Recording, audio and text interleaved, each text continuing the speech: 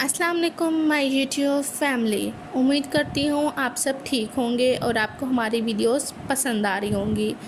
आइए चले हम अपनी वीडियो शुरू करते हैं। अस्सलाम वालेकुम। आज मैं आपको एक्सरसाइज 1.2 करवाऊँगी। एक्सरसाइज 1.1 मैं आपको करवा चुकी हूँ, उसका लिंक मैं डिस्क्रिप्शन में दे दूँगी। ठीक है, एक्सरसाइज 1.2 करवाने से पहले मैं आपको कुछ डेफिनेशंस डिफाइन करूँगी। देखिए हमारे पास है टाइप ऑफ मैट्रिक्स। हमारे पास बहुत ज़्यादा टाइप्स आती हैं मैट्रिक्स की, बट मेन जो है ना हमारे पास वो रो और कॉलम मैट्रिक्स होते हैं। अब रो मैट्रिक्स क्या होती है, ये ऐसे मैं आपको एग्जांपल यानी सॉल्व करके भी दिखा देती हूँ।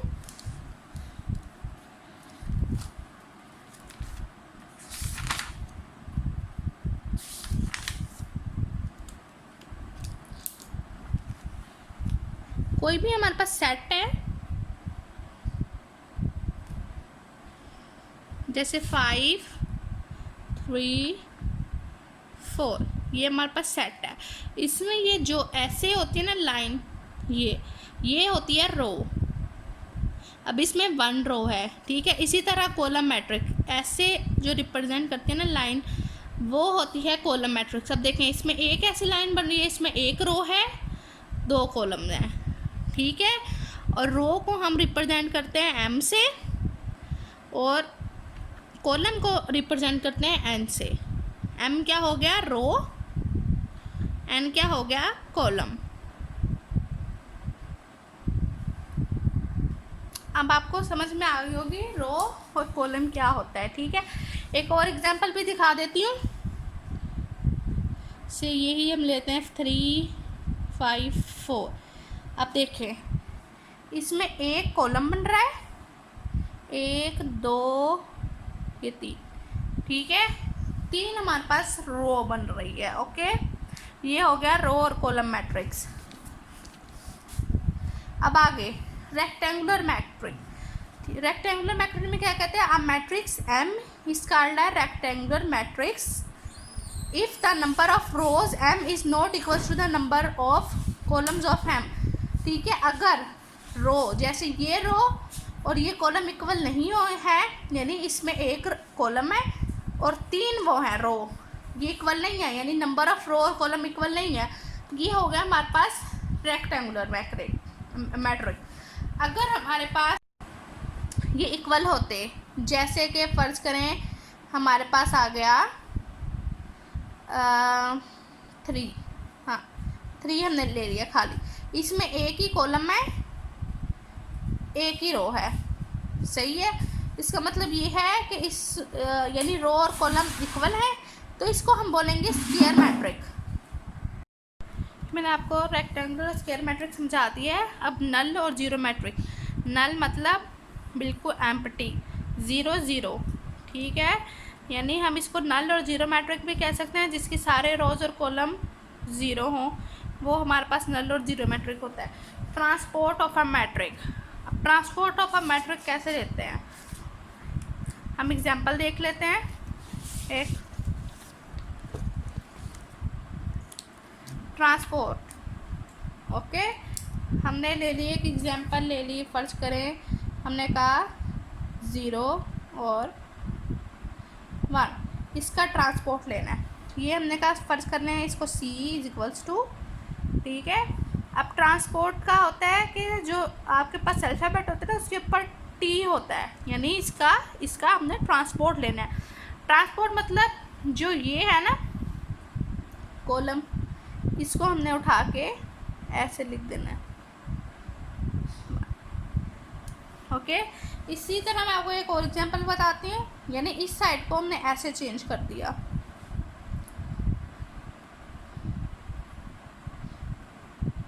वन 0 2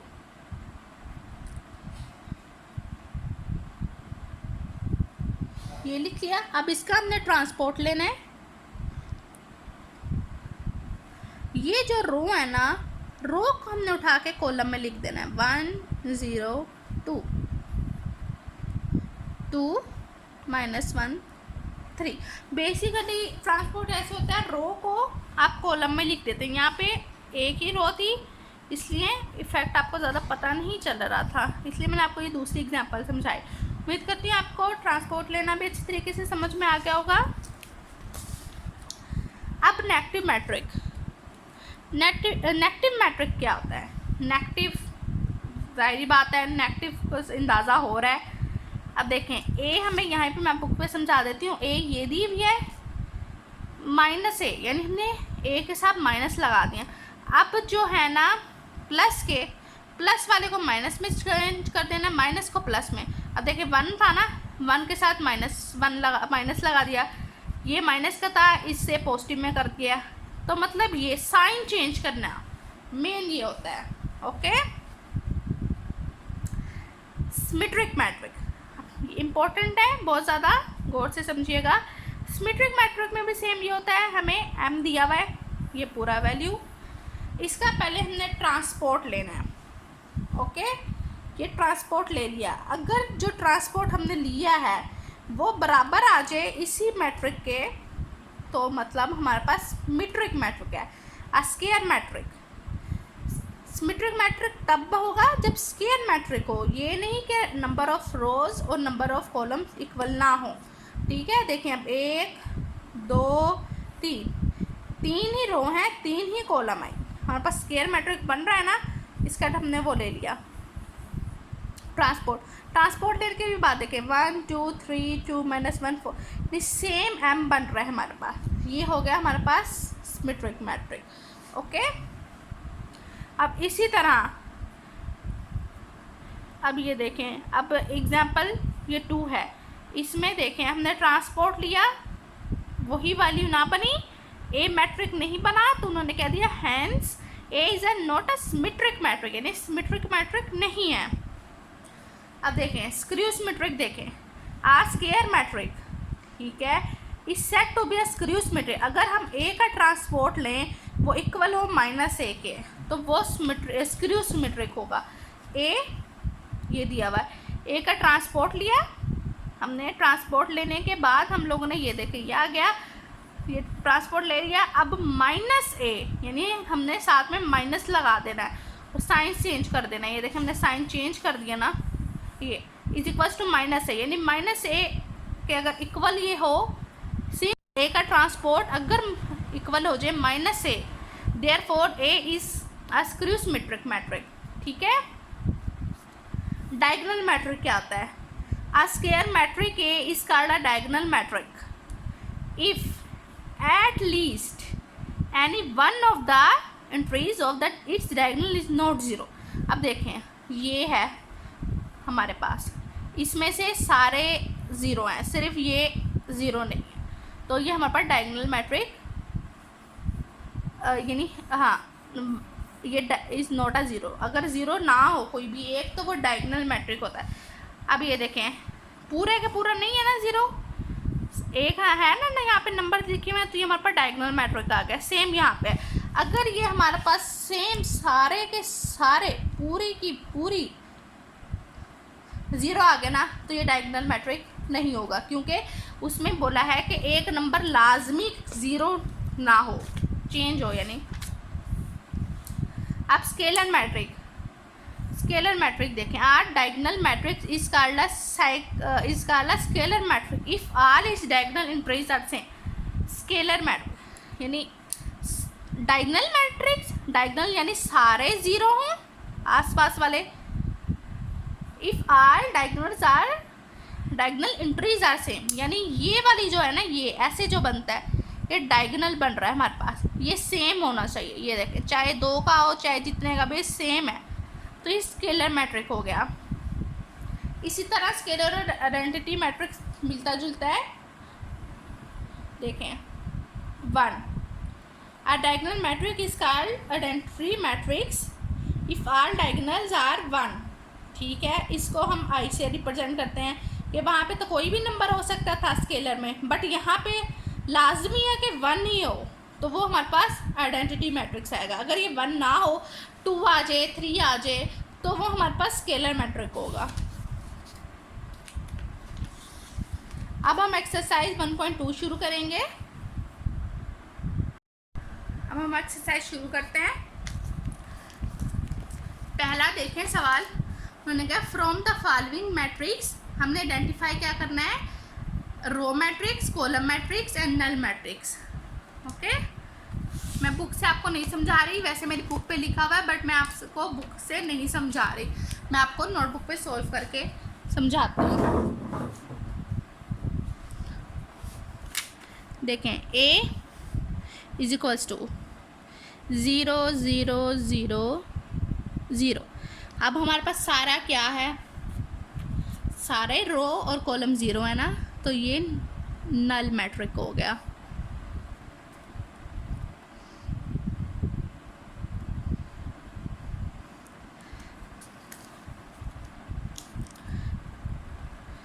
अब हमारे पास बी वाला पार्ट है 2 3 4। देखें, इसमें 3 कॉलम है, 1 2 3, बट रो तो एक ही है ना, तो ये रो मैट्रिक हो गया, रो मैट्रिक्स। अब हम सी देख लेते हैं।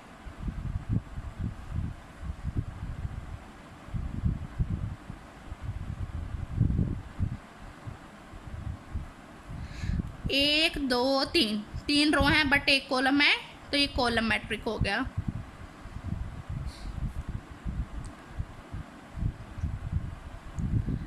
ये मैं आपको क्वेश्चन नंबर 1 के पार्ट्स करवा रही हूँ।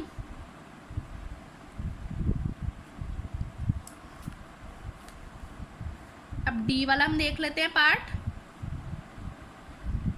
1 0 0 1। ये हमारे पास हो गया है यूनिट मैट्रिक, क्योंकि देखो ये वाले 0 हो गए आपस में, ये वाले सेम सेम है। अब ये देखें, यहाँ मैं आपको दिखाती हूँ बुक में, are diagonal matrix is called identity या यूनिट। ठीक है, यूनिट मैट्रिक भी हम इसको कह सकते हैं, आइडेंटिटी मैट्रिक्स भी कह सकते हैं। अगर यहाँ पे 1 1 ना होता, 2 होता, तो ये स्केलर मैट्रिक हो जाता। ठीक है, अब ये 1 1 है, तो ये यूनिट मैट्रिक हो गया।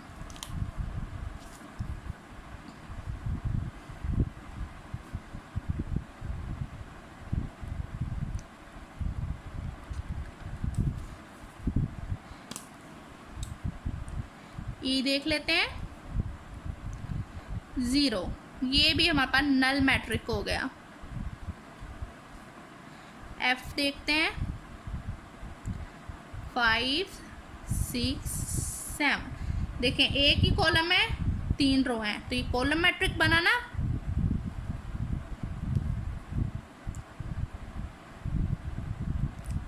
प्लीज़ आप सबसे रिक्वेस्ट है, मैं डिस्क्रिप्शन में कुछ लिंक्स डाल रही हूँ, मेरी तरह वो भी नए नए यूट्यूबर्स हैं, आप उनके चैनल को सब्सक्राइब कर दें। और अगर आपको मेरी वीडियो पसंद आए तो ज़्यादा से ज़्यादा शेयर करें, ताकि दूसरों को भी फ़ायदा हो। ये हमारा पार्ट यहीं पे क्वेश्चन नंबर 1 ख़त्म हुआ। अब क्वेश्चन नंबर 2 है, उन्होंने कहा फ्रॉम द फॉलोइंग मैट्रिक्स, ये हमें सारे पार्ट्स दिए हुए हैं।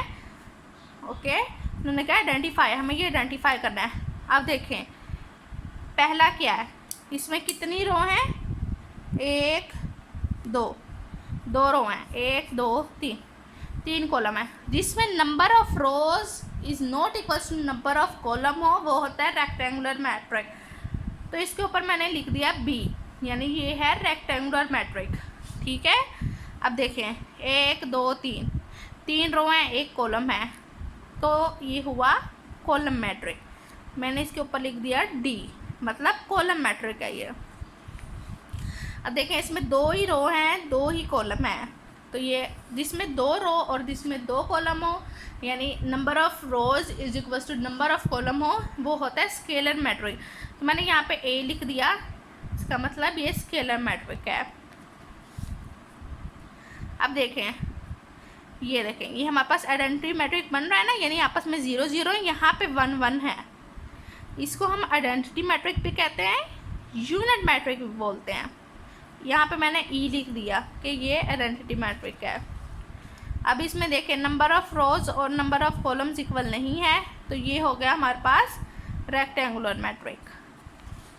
अब ये सी वाला देखें, 1 2 3, 3 रो हैं पर 3 कॉलम है और एक ही रो है, तो ये हुआ हमारे पास रो मैट्रिक। डी पार्ट देख लेते हैं। डी भी सेम है, एक ही कॉलम है और 3 रो हैं, तो ये हो गया हमारे पास कॉलम मैट्रिक। अब ये देखें, इसमें 1 2 3, 3 रो हो गई, 1 2 3, 3 कॉलम हो गए। नंबर ऑफ़ रोज़ और नंबर ऑफ़ कॉलम इक्वल हैं, तो ये हमारे पास स्केलर मैट्रिक हो गया, जो कि हमारे पास ए है। मैंने यहाँ पे ए लिख दिया। अब ये पूरा का पूरा ज़ीरो है, जो पूरा का पूरा ज़ीरो हो उसे हम नल मैट्रिक कहते हैं, तो नल या ज़ीरो मैट्रिक, तो मैंने यहाँ पे एफ लिख दिया। ठीक है। अब from the following, question number 3 है, from the following matrix identify diagonal, scalar and unit matrix. अब हम इसको सॉल्व करते हैं। अब हमें आइडेंटिफाई करना है। पहला ए देखें,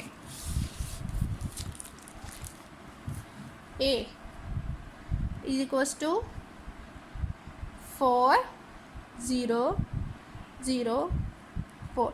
ये देखें, ये दो आपस में सेम है, यहाँ पे 0 0 है, जिसमें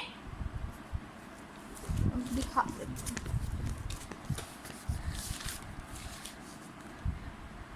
अब diagonal matrix is called a scalar matrix if all the diagonal entries are same.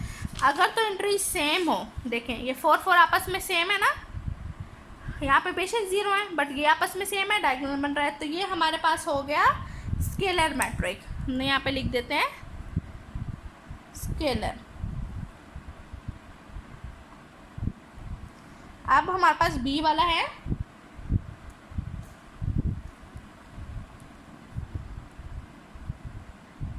To 0 0 -1।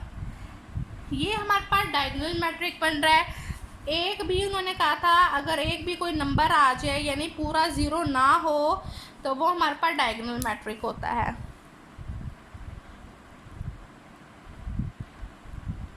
आप लोग डेफिनेशन आप लोगों को याद होगी तभी आप ये पहचान कर सकेंगे, नहीं तो नहीं कर सकेंगे।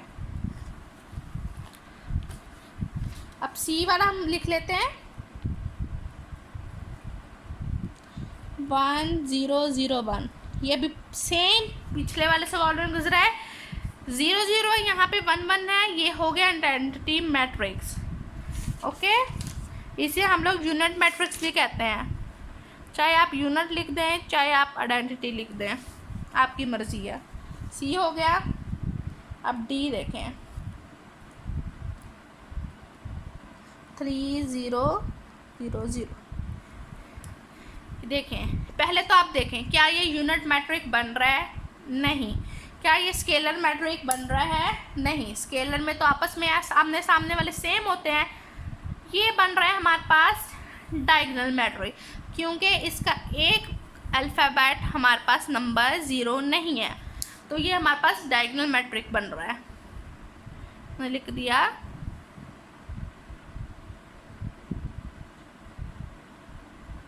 डायगोनल। अब इसी तरह मैं अगला पार्ट लिख लेती हूँ,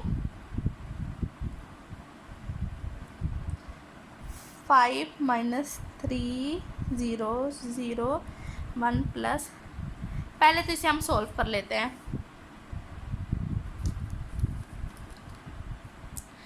5 में से 3 निकालें, 2 1 1 2, यहाँ पे 0। अब देखें ये आपस में सेम आ रहा है, तो ये सेम आ रहा है तो क्या बनेगा हमारे पास स्केलर मैट्रिक।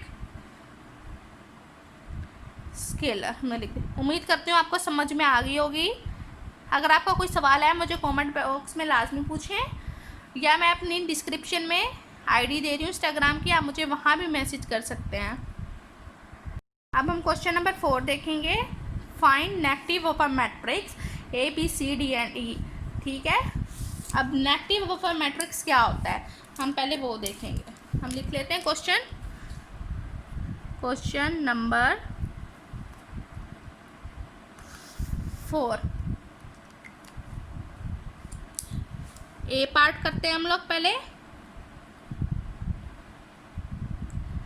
1 0 -1। नेगेटिव लेना है ना, हमने नेगेटिव मैट्रिक्स फाइंड करना है, तो ये जो प्लस है उसको माइनस में, माइनस को हम प्लस में चेंज कर देंगे। हम लिखेंगे a इज इक्वल्स टू, ये देखें इसके साथ प्लस का साइन था, माइनस का, ज़ीरो के साथ कोई भी साइन नहीं आता, ये माइनस का है, इसको हम प्लस में कर देंगे। ये हमारे पास आंसर आ गया। आसान है ना बहुत ज़्यादा।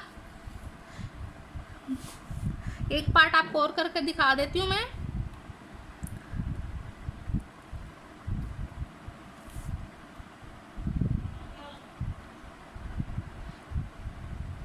Three minus one two one, हमने लिखना है b इज इक्वल्स टू 3 के साथ माइनस, यानी सबके साथ हमने माइनस माइनस लगा देना है। सिर्फ ये वाले हमने माइनस के साथ, -1 के साथ +1, यानी प्लस का आ जाएगा साइन। उम्मीद करती हूँ आपको समझ में आ गई होगी।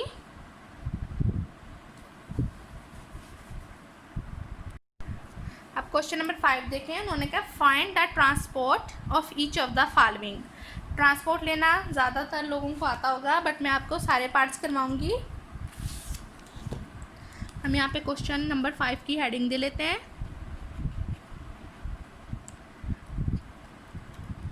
हम ए पार्ट करते हैं पहले।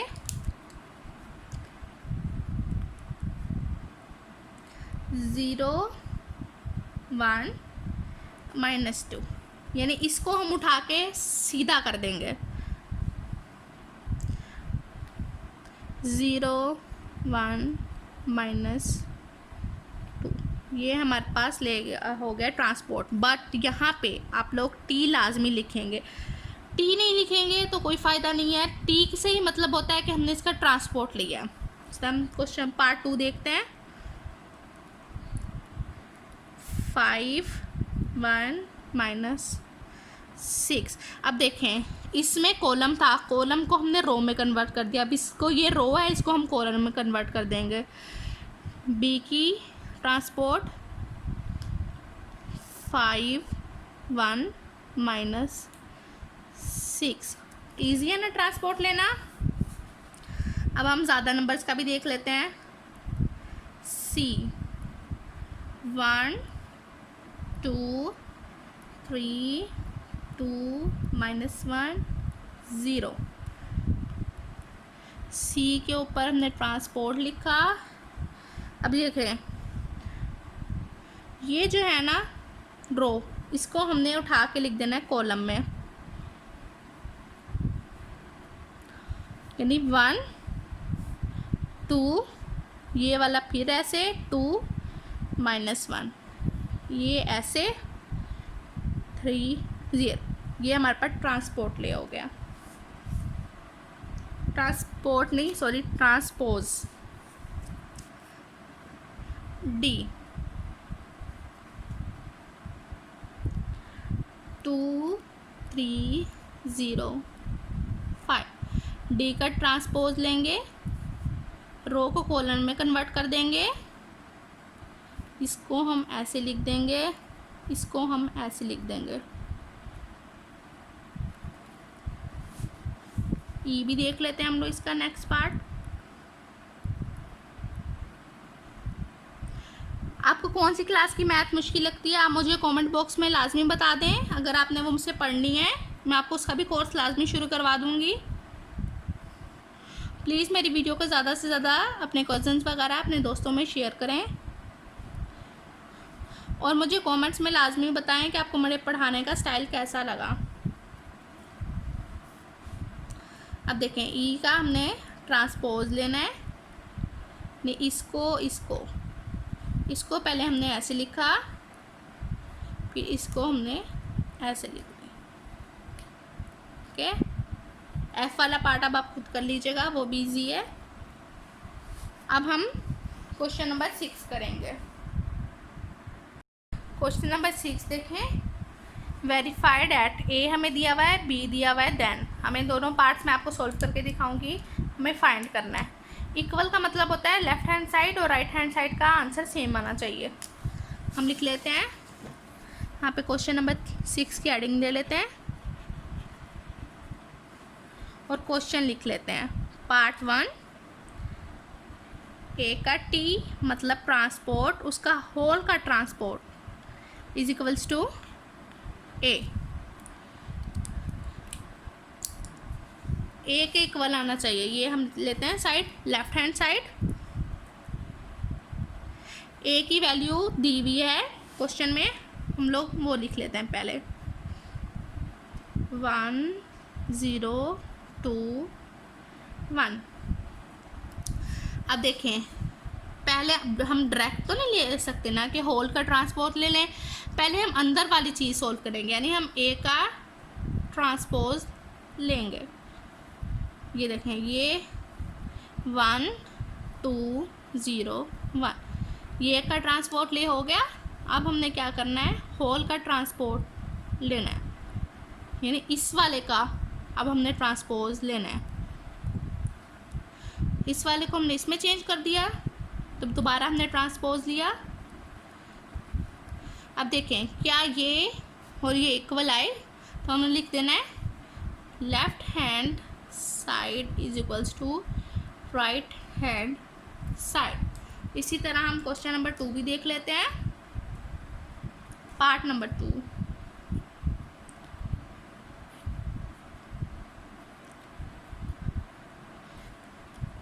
बी की मैं वैल्यू लिख लेती हूँ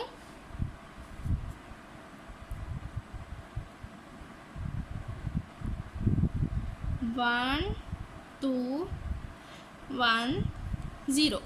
पहले हम बी का ट्रांसपोज लेंगे 1 1 2 0। अब हम होल का ट्रांसपोज लेंगे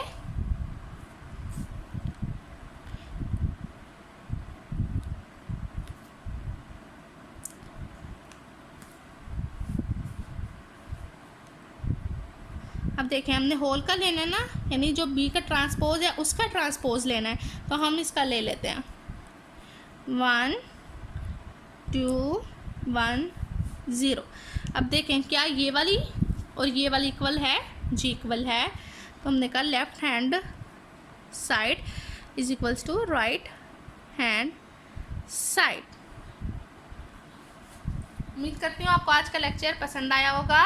प्लीज़ मेरी वीडियो को ज़्यादा से ज़्यादा शेयर करें, लाइक करें और कमेंट्स में मुझे बताएं आपको मेरे पढ़ाने का स्टाइल कैसा लगा। अब मिलेंगे एक न्यू एक्सरसाइज के साथ, न्यू टॉपिक के साथ। अपना ख्याल रखिएगा। अल्लाह हाफिज़। जो टिकटॉक यूज़ करते हैं प्लीज़ इस भाई को फॉलो करें, लिंक मैं डिस्क्रिप्शन में दे रही हूँ।